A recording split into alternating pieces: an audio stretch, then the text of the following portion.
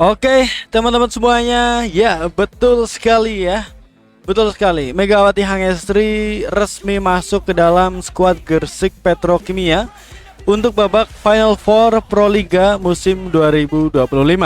Nama sang opposite andalan itu tercantum di laman resmi Proliga, lengkap dengan nomor punggungnya yaitu 8. Kehadiran Megatron alias julukan Megawati Hangestri sontak menjadi sorotan, terutama terkait kondisinya pasca cedera dan kemungkinan besar soal gaji yang diterimanya.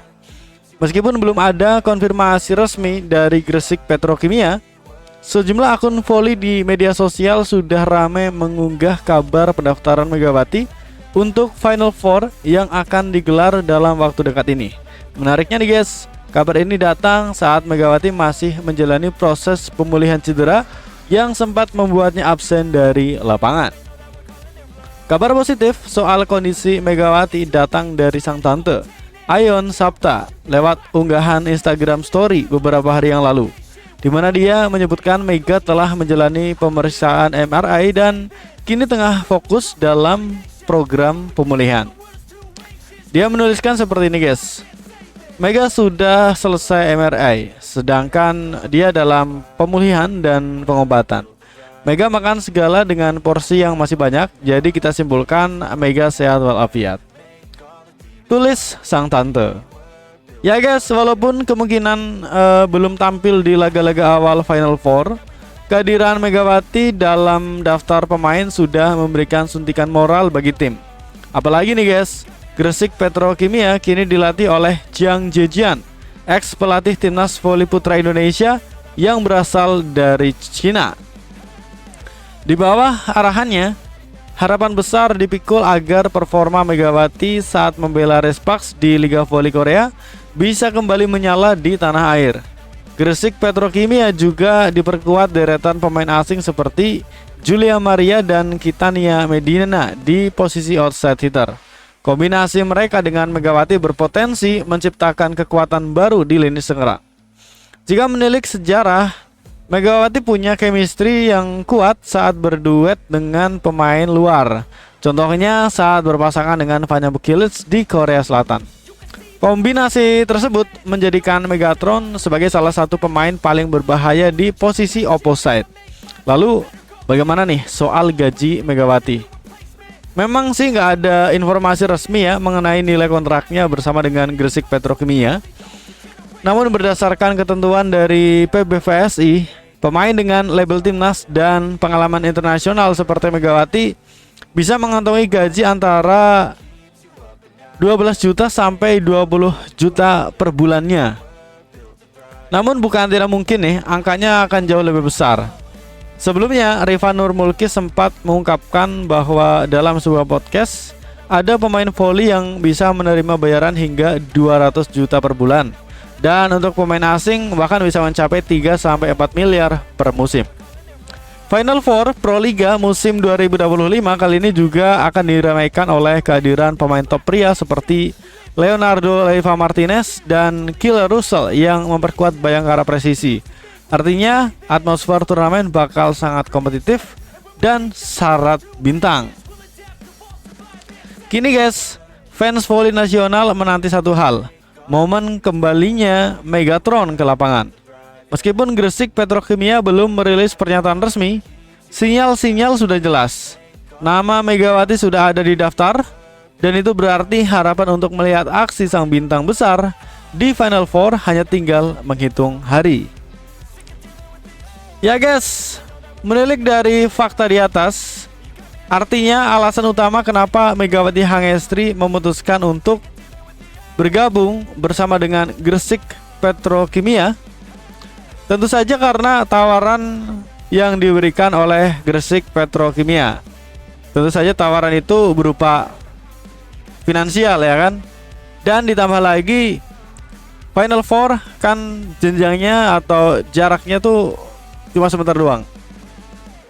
Ya seperti yang kita tahu, Proliga 2025 akan memasuki babak Final Four seri pertama yang berlangsung di Gor Jayabaya Kediri pada 17 sampai 20 April. Dan berikut adalah jadwal pertandingannya. Putaran final Final Four merupakan pertandingan untuk 4 tim terbaik kategori putra dan putri dari hasil fase reguler. Laga Final Four ini dikemas dengan format 3 seri. Seri pertama berlangsung di Kediri, seri kedua di Semarang, dan seri ketiga di Solo. Setelah seri ini akan ada grand final yang akan berlangsung di Yogyakarta. Untuk seri pertama di Kediri akan dibuka dengan duel Jakarta Pertamina Enduro melawan Jakarta Electric PLN. Duel tim putri diyakini akan berlangsung dengan sengit. Dari nomor putra, Jakarta Bayangkara Presisi akan berduel dengan Surabaya Samator. Bayangkara adalah juara bertahan, sedangkan Samator baru ikut kembali ke kompetisi pada musim ini. Hari berikutnya, Jumat 18 April, Jakarta Popsi Popolwan akan bertemu dengan Gresik Petrokimia di kategori putri. Setelah itu Jakarta Alvani Livin Transmedia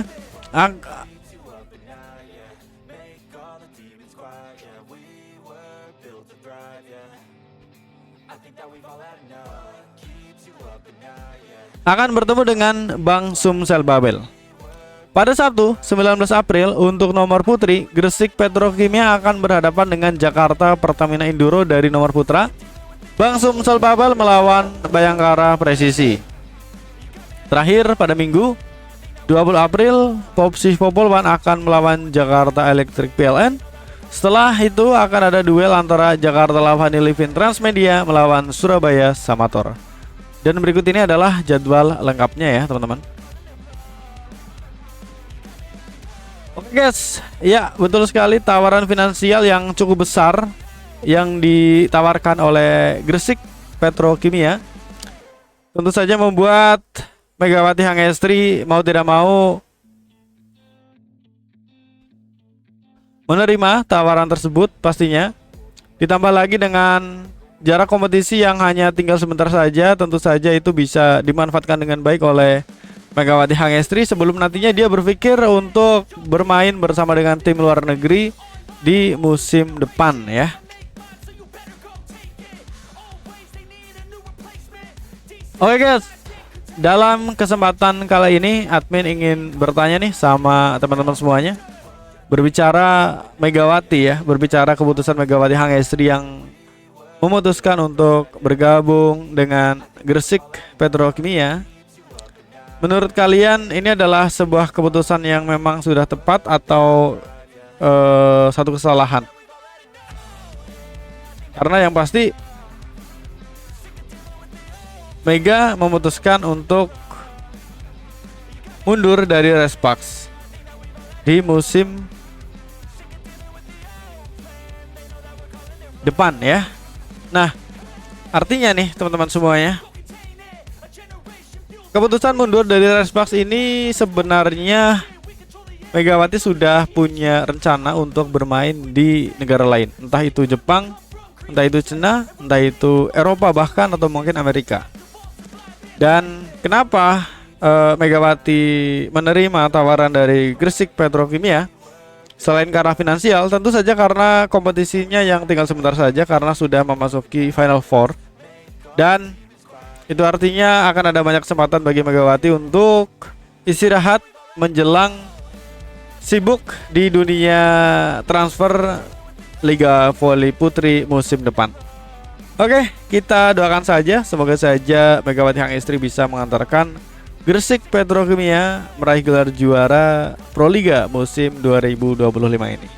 Oke guys, dalam kesempatan kali ini admin juga ada satu pertanyaan buat kalian. Seberapa besar sih peluang Megawati Hangestri untuk mengantarkan Gresik Petrokimia meraih gelar juara pada musim Proliga 2025 ini? Coba tuliskan prediksi kalian di kolom komentar di bawah ini.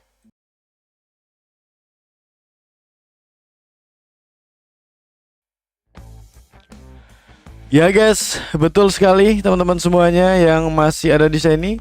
Tentu saja secara langsung maupun tidak langsung Megawati menyesal bermain di Korea Selatan karena kerja kerasnya sama sekali tidak dihargai di sana. Ya guys, meski demikian Megawati Hangestri tidak terlalu mempermasalahkan lepasnya penghargaan opposite terbaik di Liga Voli Putri Korea Selatan. Warisan yang ditinggalkannya memang lebih besar dari sekedar pengakuan. Kontroversi mengelilingi daftar Best Seven alias 7 pemain terbaik untuk tim impian di Liga Voli Putri Korea Selatan musim 2024-2025. Karena tidak ada nama Megawati dalam hasil yang diumumkan saat upacara penghargaan pada Senin 14 April 2025 di kota Seoul, Korea Selatan. Satu tempat untuk penghargaan opposite terbaik didapatkan oleh Giselle Silva, ujung top up milik GS Caltex Seoul Kicks. Silva memang menjadi opposite tersubur pada musim reguler Liga Voli Korea dengan torehan 1008 poin. Sedangkan Megawati hanya menorehkan 803 poin, tepatnya di peringkat ketiga daftar top skor. Pemain asal Kuba tersebut juga memimpin dalam ukuran lain yaitu catatan servis S, sedangkan Megawati paling banyak dalam rasio serangan sukses. Perlu ditekankan nih guys, Best Seven Liga Voli Korea ditentukan berdasarkan performa pemain sepanjang musim reguler. Voting juga digelar setelah musim reguler berakhir. Meski begitu, pro dan kontra juga bisa dimaklumi karena porsi subjektivitas yang lebih sedikit ya, yang sedikit lebih besar dengan 60% penilaian diambil dari hasil voting. Tolak ukur opposite terbaik di Liga Voli Putri Korea Selatan, statistik 40% yaitu total poin 15%, rasio serangan suksesnya 15%, service S-nya 10%. Kemudian untuk voting 60% ya, dimana media 40%, ahli 10%, pelatih dan kapten 10%. Jadi betul sekali teman-teman semuanya, memang inilah yang terjadi. Nah, tentu saja secara langsung maupun tidak langsung ini kayak apa ya, nggak banget gitu ya, nggak banget gitu loh. Padahal harusnya sih tolak ukurnya jangan cuma sampai berhenti di musim reguler doang ya kan. Harusnya sampai selesai musim, selesai pertandingan, selesai permainan. Karena di situ ada yang namanya semifinal, di situ ada yang namanya partai final. Masa iya yang bermain di final dan partai finalnya di semifinalnya juga masa nggak dihitung kan? Aduh, ini nggak banget sih. Ya guys, di luar statistik permainan, Megawati sebenarnya lebih menonjol daripada Silva ya menurut saya. Pertama, pencapaian Megawati bareng Respax di peringkat ketiga dan 13 kemenangan beruntun lebih mentereng daripada Silva dan GS Caltex yang hanya bisa membawa timnya berada di peringkat ke-6 dan 14 kekalahan beruntun. Kedua, konsistensi Megawati lebih baik ketimbang Silva dengan 2 kali meraih penghargaan pemain ronde, sedangkan Silva hanya 1 kali, dan itu pun pada putaran terakhir saat Respax mulai menyimpan skuad inti. Seperti dilansir dari Kompas, pemain jebolan klub Bank Jatim tersebut memilih untuk tidak mempermasalahkannya. Megawati mengatakan seperti ini guys, ya itu kan rezeki, kita nggak tahu rezeki kita yang mana. Aku juga nggak tahu, jadi legawa aja, ucap Megawati setelah audiensi dengan Bupati Jember Muhammad Fawait pada Selasa 15 April 2025 kemarin. Kendati tidak ditempatkan sebagai opposite terbaik ataupun pemain terbaik, Megawati kiprahnya pada musim keduanya di negeri ginseng tetap membanggakan, di mana performa Megawati yang makin berkembang makin mengubah anggapan publik Korea mengenai kuota khusus untuk pemain Asia yang semulanya diragukan. Sudah menghapus keraguan karena musim pertamanya ledakan Megawati pada musim kedua menimbulkan opini baru bahwa pemain kota Asia sebelumnya betul sekali kurang diapresiasi dalam hal gaji. Tidak adil, pemain kota Asia hanya menerima setengah gaji pemain asing dan setengah gaji 10 pemain lokal terbaik. Demikian tajuk pemberitaan media Korea Segye pada 23 Januari lalu. Dalam opininya, media tersebut menuliskan performa Mega adalah yang terbaik di antara pemain lokal, pemain asing dan kuota khusus Asia dalam rasio terhadap gaji yang nilai pemainannya dilakukan terhadap uang. Tulis media tersebut. Standar gaji pemain kuota khusus Asia dan pemain asing memang sudah diatur dalam regulasi Liga Voli Korea sehingga tidak ada ruang untuk negosiasi. Desakan untuk merubah aturan perekrutan pemain asing kian menggema, termasuk untuk level kompetisi yang muaranya adalah kualitas full pemain bagi timnas Korea sendiri. Satu gagasan yang muncul adalah diberlakukannya skema free agent alias bebas transfer seperti yang dinikmati oleh pemain lokal Korea. Tidak perlu undian untuk bisa memilih, tidak perlu seleksi demi menarik lebih banyak pemain, dan batasannya hanya aturan pembatasan pengeluaran tim untuk gaji seluruh pemainnya. Peninggalan berharga Megawati lainnya, kenangan tidak terlupakan berkat perjuangan hebat untuk mengalahkan kemustahilan bersama dengan Red Sparks, di mana tim asuhan Ko Hae-jin sungguh berhasil untuk berjuang hingga akhir setelah tidak hanya lolos ke partai final, tetapi memaksanya berlangsung penuh hingga pertandingan kelima. Padahal mereka bak melawan satu negara karena melawan Incheon Jungkook Live Pink Spiders dengan ikon voli Korea Kim Yeon-kong di dalamnya dan ingin juara sebelum pensiun. Selain itu, badai cedera sejak putaran terakhir membuat musim reguler ya, membuat hampir semua pemain Red Sparks bertanding sambil menahan rasa sakit, tetapi semuanya itu sudah dilalui. Red Sparks pun hanya berjarak 2 poin dari sebuah dongeng karena laga penentuan tuntas dengan skor 15-13 pada set kelima. Megawati tentu saja menjadi pencetak poin terbanyak di babak final meskipun lututnya bengkak dan memaksa tampil hingga akhir meskipun kondisinya sempat diragukan. Ko Hae-jin selaku pelatih Red Sparks tidak bisa berhenti berterima kasih. Sosok yang terlihat tegas saat mendampingi anak asuhnya bisa menangis saat mengantar pemain andalannya itu pulang ke Indonesia. Megawati lebih dari diterima untuk bertahan di Liga Voli Korea setelah membuktikan kualitasnya sebagai pemain yang bisa diandalkan. Semula lebih disorot karena jilbabnya, Mega akhirnya menunjukkan ke opposite Asia bisa menyaingi opposite Amerika, Eropa, Afrika yang dipandang lebih berbahaya karena lebih bertenaga. Idola Megawati Kim Yeon-kong juga tersohor karena alasan yang sama dengan gebrakan yang dibuatnya hingga menjadi pemain Asia pertama yang menjadi MVP di Liga Champions Eropa. Megawati memberikan sinyal bahwa dia tidak akan berhenti di Liga Voli Korea. Kemampuannya pun ingin diasah lebih jauh lagi untuk level kompetisi yang lebih tinggi. Megawati mengatakan seperti ini, guys. Sebenarnya sedih karena setiap pertemuan pasti ada perpisahan kan. Terus pelatih Ko Hae-jin juga yang menemukan saya saat di draft Kota Asia 2023 itu. Jadi mungkin di hati kecilnya mungkin sedih juga karena harus berpisah, padahal kita sudah ada chemistry di sana. Tapi ya mau gimana lagi kan? Aku juga bilang ke Ko Hae-jin bahwa aku punya kehidupan yang lain. Aku harus melanjutkan hidupku juga supaya aku nggak stuck di sini aja. Mungkin aku akan coba ke negara-negara lain. Ucap Megawati Hangestri. Ya guys, saat ini rencana Megawati adalah mengganti waktu yang hilang bersama keluarganya setelah 2 tahun hampir tidak pernah berhenti bertanding baik di Korea maupun di Indonesia. Mega juga ingin memulihkan kondisi fisiknya setelah terforsir ya.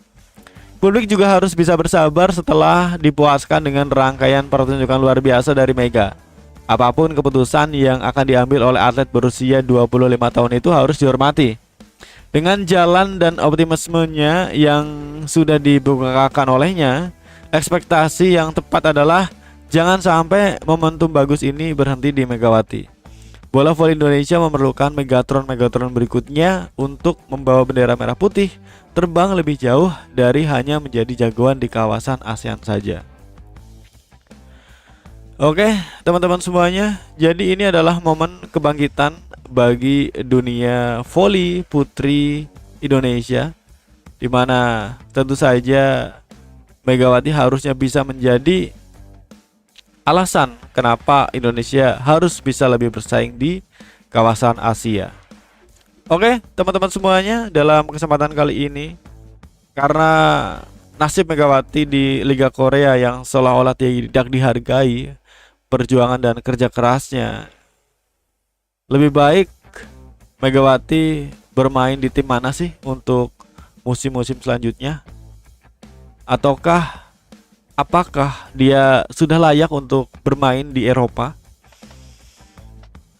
Atau mungkin dia perlu menambah jam terbangnya di Liga Jepang, Liga Cina dan lain sebagainya sebelum benar-benar berkarir di Eropa? Coba kalian punya saran, coba mungkin kalian punya apa ya istilahnya, cara lah, bagaimana caranya yang terbaik, jalan yang terbaik untuk Megawati di musim depan. Kalian bisa menuliskan saran kalian di kolom komentar di bawah ini ya. Kami tunggu komentar-komentar dari kalian semuanya. Terima kasih.